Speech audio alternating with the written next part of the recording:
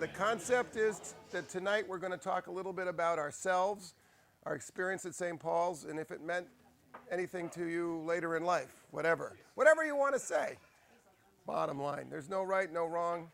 And, we usually spend time doing foolish things like Trivial Pursuit and St. Paul's charades and all that kind of stuff. And we thought that this would be a good productive exercise that would help us to get into the group psyche a little bit and sort of help us in our quest to move forward as a group collectively in terms of giving back something to the school. And, that's about all I can say at this point.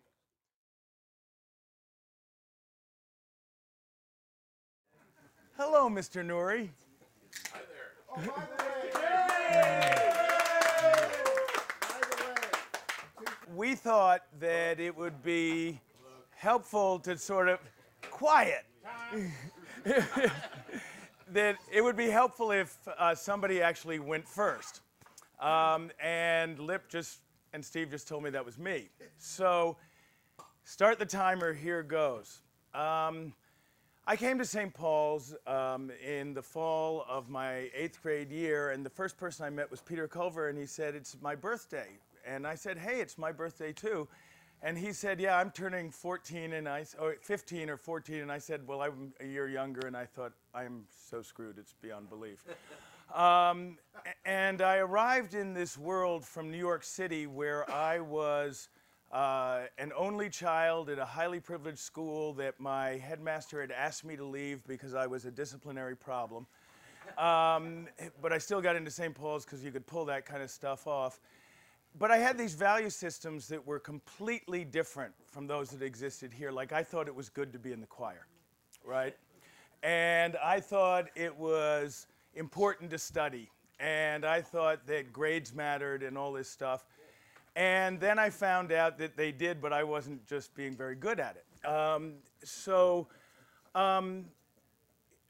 sort of decided the way to get through St. Paul's was to become a bad boy. And I spent the next 4.5 years or 5 years questioning authority. And that's probably the greatest skill I learned at this school. Because for the last 45 years, I've been questioning authority and questioning pretty much any conventional wisdom that appeared in front of me. And I did it because intellectually, that was okay here. That you sat around round tables and nobody said, "This is the truth." People said, "Well, I think this, and I think this, and I think this," and you could challenge masters, or certain masters. And you could challenge each other. And when I got out and went to Yale, I challenged teachers. And it really worked until I decided to challenge Dick Fuld. But I had a very bad habit. Your greatest strength is also your greatest weakness. And the thing that I had a very bad habit of doing was telling emperors they had no clothes. And that's the flip side of challenging conventional wisdom. And that balance and that tension has probably been the leading tension in my life, and it all came from the intellectual experience I had here. This was also the first place I learned to live with other people, because I lived alone before I came here. I lived in an apartment by myself pretty much in New York City. And my crazy mother would walk in from time to time, but as rarely as possible. So this is where I developed the concept of family.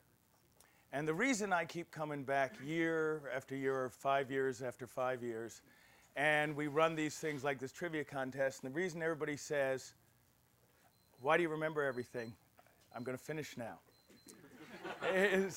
is because St. Paul's, or the people in this room, and that's just something I've learned how to say a lot recently, the people in this room were my family and remained my family. And with that, they still are. So I'm done. All right?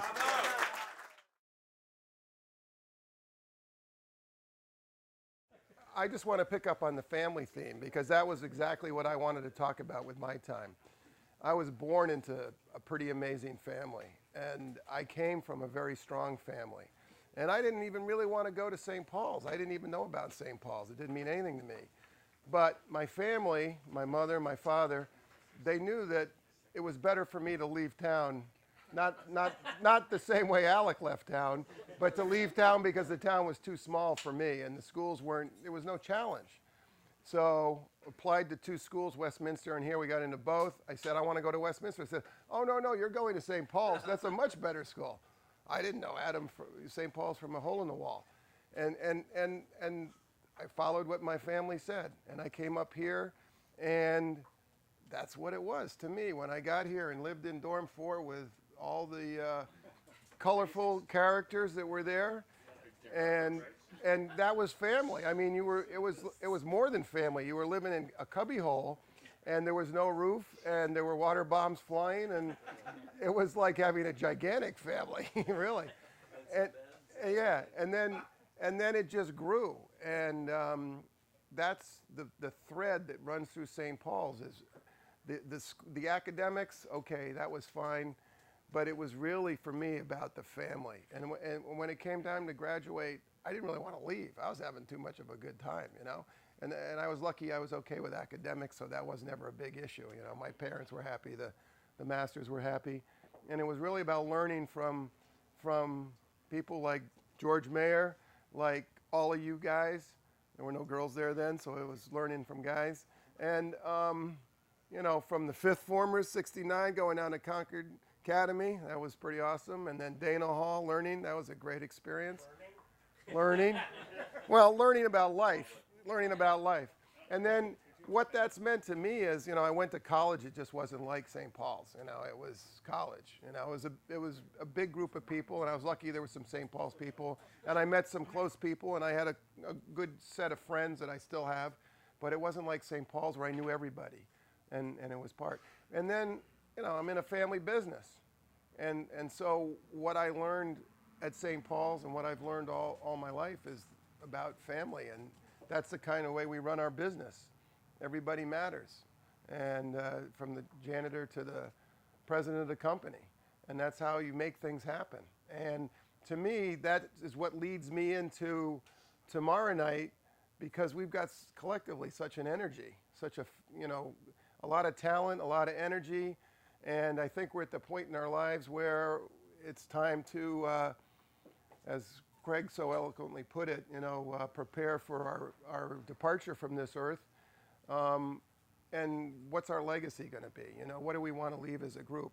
And I think the school, is the rector better not walk in on me now. The school needs help in terms of creating some other energy from alumni than just asking them for money, and how much money you give is how important you are, that type of thing. It needs to be more about psychic, as Alec calls it, intellectual capital. And what you give back is not, you can give back in other ways than money. And I endorse what Chris has said in that regard, and we'll carry on that discussion tomorrow. I'm done.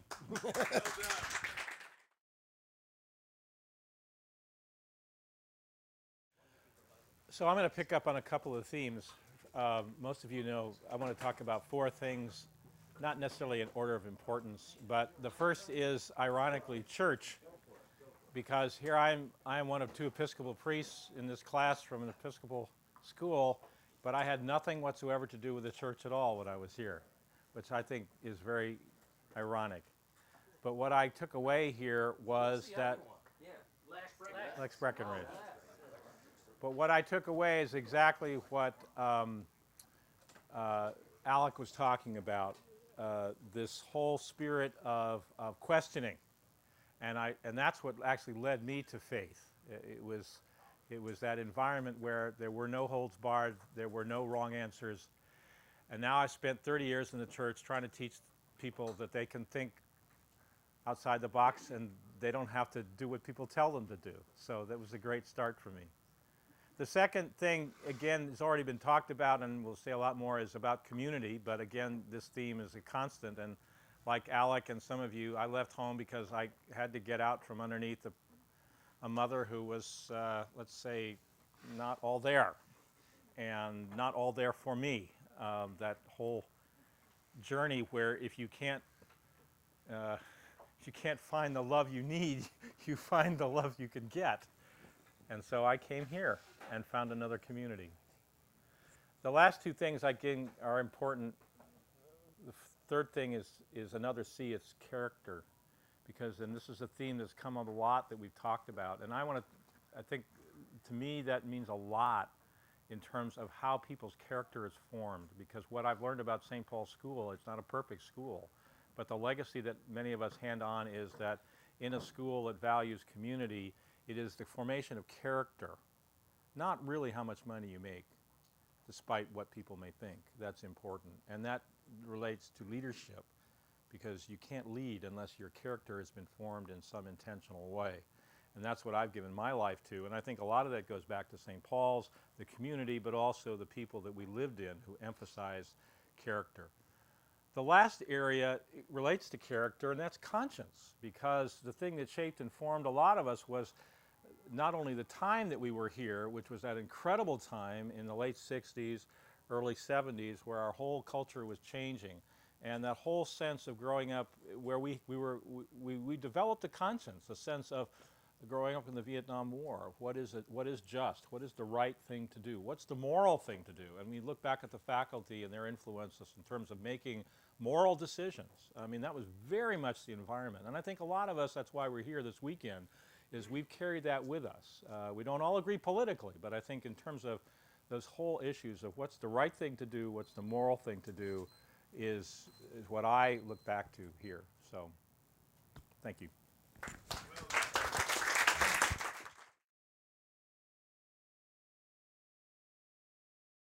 I came here, I'm one of three, actually only two, who came in first form who are here, because Sandy didn't make it past the afternoon. But I hope he will be here later tonight or tomorrow. But John Martin, our class president, was the leader of us firsties back then too. He used to defend us against the second formers because he was the only one who was big enough to stand up to them. Tom, you weren't here then. But anyway, I came here then and really enjoyed it. Thought it was like a summer camp for a while. And then in my second form year, my dad died of a brain tumor, just like same one that Ian, your dad, did. So I can relate even more to what you're going through or what you've gone through and are coming through. But it kind of altered my whole personality, I think, for a few years. Many of you didn't know me beforehand, so you don't know what I was like then or what I became. But it was great. There was still an undergirding of support, though there was no psychiatrist or psychologist on campus, and it was more like just go play more sports, keep busy, or go to more study halls. It was like the saltpeter of the heart, you know? It was what got you going. And so that was, you know, I didn't even know what therapy was back then. I didn't even know it existed, so that's... You know now? Too well. But anyway, and then, again, this is sideline. I agree with everything that other people have said, but I have to say that I anticipated with great relish the fact of having girls around here. And when Concord Academy girls came here, I think I dropped everything else. I was telling George Mayer earlier that I dropped baseball so I could pursue this one girl from Concord. And the worst part about that was I realized that I was sharing this girl with a sixth former. And I was on the day shift and he was on the night shift. So all I could determine was that, you know, and you know, the way we used to think it was, you know, second base, or I say, okay, I'm getting a double here, but he must be getting at least a triple, maybe more, you know? And then I have to come back the next day, and anyway, so this was really hard for me to take, but I was learning, it taught me a sense of patience.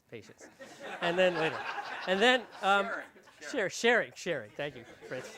But this sharing took on, this sharing took on a bizarre twist. Yeah, it puts you into therapy. Yeah, no. I still didn't need it then because I was resilient. But one night I was out by the what was the house, the ice house or whatever, right where we used to lace up our skates. Yeah, the ice house, skate house. So I was out there with this young lady, and we were as I recall, laying in the snow, just, cuddling, shall we say. And all of a sudden she said, "Don, your hand is so cold." And I said, "My hand's not cold." And I look around, and there is one of our form mates stretched out to his full height, stroking her hand to get whatever he can get. And we both looked at him and said, "Oh my God, this is twisted." And we walked away. And that guy shall go unnamed. And if it's one of you, no. I won't. I'm not going to out you, Pete. But no.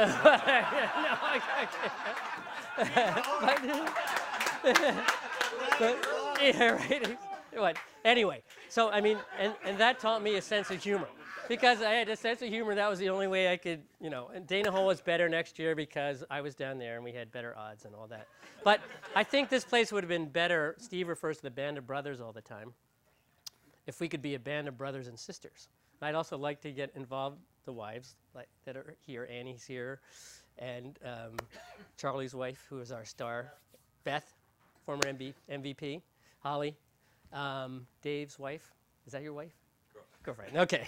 But anyway, I think it would, if we were a band of brothers and sisters, that would be great. And I think that now I was just talking with Guy, we've reached an age where we can really appreciate one another. Whereas back then it was cliques, and it was, the jocks, the geeks, the hippies, the grinds, whatever. And now I think we can all appreciate each other. We've all kind of grown into the same thing. And as Steve and Alec have said, and Craig, we can do something with this. We have a lot of bonding that's happened that can continue. And I'll shut up from here because I know other people want to say things, take that forward. So thank you.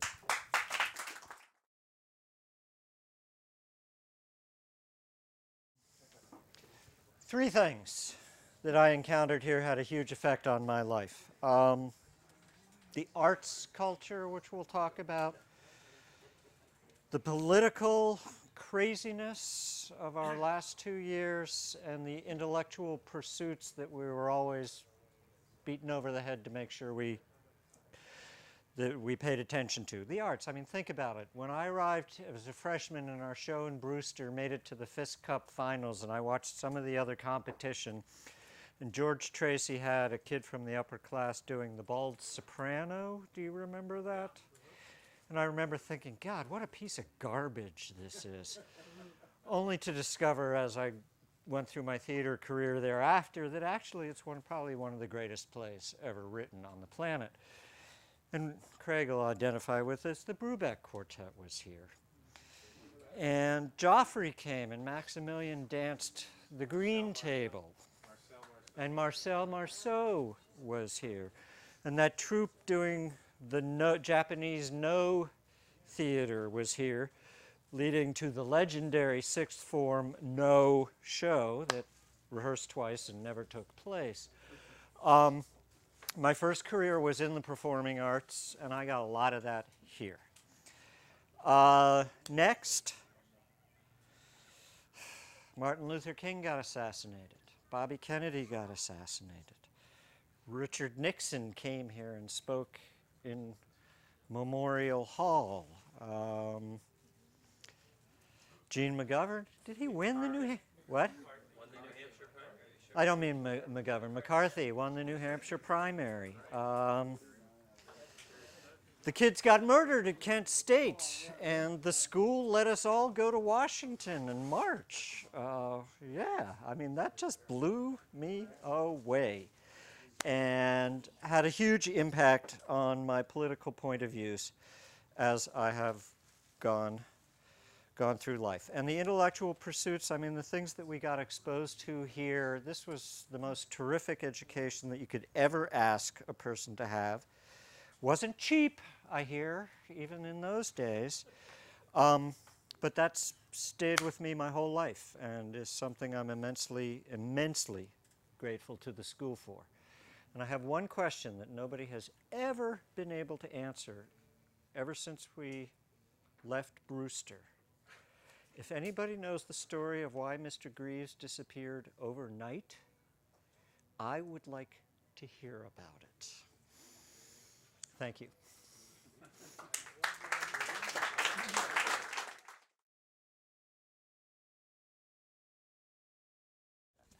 So a couple of things. First of all, I wish I were quicker, because this is going to sound really mundane compared to, the cultural aspects of everything we went through. And even more embarrassing, I got to pull out my glasses because I got to read. All right. So in trying to, has anybody seen Hangover?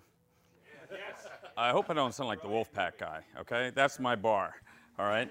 In evaluating where I've been and how or whether SPS had anything to do with how I ended up where I am, I have to say it's pretty much serendipity. So trying to pull a narrative out of this doesn't work.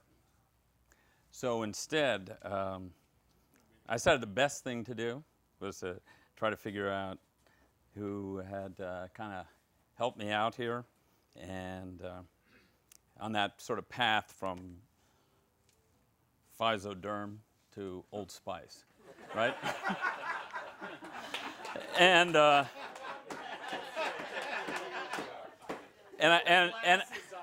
okay, you're right. I got to go to it. All right. So and when I was at St. Paul's, right, I never really thought about the real world in my SPS years, other than listening to, Ray Stevens' Mr. Businessman with Bill Rafferty. We'd have this kind of, anybody remember that? Anyhow, if that didn't give you a vague sense of foreboding of what the real world could be, right? Go back and check it out, right? Right, Bill? But anyhow, so I showed up in 10th grade. I mean, in 4th form. That's how bad I am. But anyhow, 4th form. And I wanted to say thank you to Collie Burgoyne, Murray Sinclair, Hy Blair, Fritz Newman, David Chang, who, looked at for me, because I've really, showing up, hey, EC, right? When you show up as a 4th former, the first thing you do is go in the infirmary. EC was one of the guys, ex-con, who goes through. He had hair on his back. I didn't have a hair anywhere.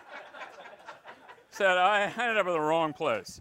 And then I wanted to thank Del Crandall, who helped make sure that I made it to the 5th form, thanks to an all-night cram session with Mark Cameron and Rick Trutanek before Mr. Myers' Phys-Sci final exam. Not sure I broke 70, but anyhow. And then he's not here, but I wanted to thank Mr. Matthews because he made sure I got out of the 6th form because I wasn't booted after he watched a pack of Marlboros fall out of my pocket. But and Mr. Oates for his seminar names and objectives, which is would be a great prep for tomorrow night if I could remember it. And I'm sure a lot of you didn't know this, but to Mrs. Wells for tea and sympathy in my dreams. and I do want to say, and I would have said this, but Collie, you beat me to the punch to my English teacher, Mr. Burnham, who helped me believe that I had some talent for history. Pause. Anyhow, and then Ian, really, wherever the hell you are, Ian, to Cammie, for leading. There you are, leading me on some great midnight rambles and spectacular adventures. And then Wheels, who's going to show up tomorrow. He came up with a novel idea of taking a year off, which is now called a gap year or whatever. If he hadn't come up with that, we'd never gone off, worked in Australia, traveled around Asia, etc. Okay, but I do have one great regret from my years at St. Paul's. I never got to play baseball for Moose. Tomorrow, I'm aiming to make it right, all right? All right, I knew it. He blew me off. And so, do I have any time? I'm not going to be here tomorrow night, so here's my thoughts. Am I?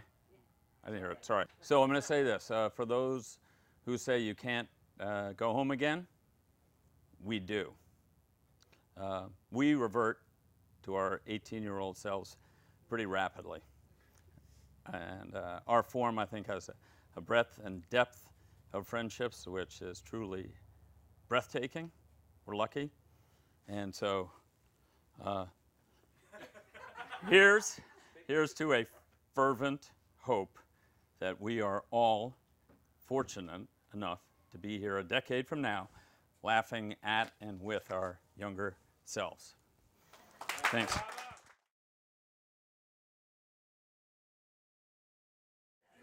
Well, unlike, excuse me, Trace.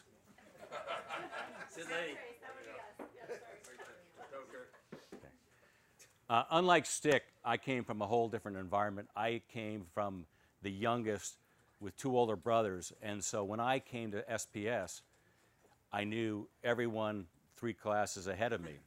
And there was also a time, I think it was because of the war, that with like the wheelwrights, there was 2 in my brother Jim's class, 1 in Scott's class, and that was, of course, in our class. And same thing with Bill Moorhead was in Jim's class, and so that was a very different experience. But at the same time, SPS for me was finding out about all these new people. And when I was in the dorm in the second form, I happened to have the guy in the next dorm over was Andy Thomas from St. Cubicles. Yes, cubicles. Was Andy Thomas from St. Croix. And the thing I mentioned about it is, every night, of course, I would open the window in the winter, and he would go and close it, and I'd open it, and he'd close it. But the thing I remember about it was I'm in sustainability now, and I learned it from Andy Thomas back there in the second form. Because we'd go in there, and there'd be, 10 sinks, and everyone would go in there and turn them all on, and be brushing their teeth and shaving, and Andy would come in and turn them all off. Ex-con was. He was shaving his back, and shaving his chest. Did we lose it? But so the family thing, as I said, was different. But at the same time, I did learn from the people like Stick, who had this very passion, as he said. He always, would stick up for what he believed. And there was one time when I came in on Sunday evening to study hall. It was in the basement of the schoolhouse.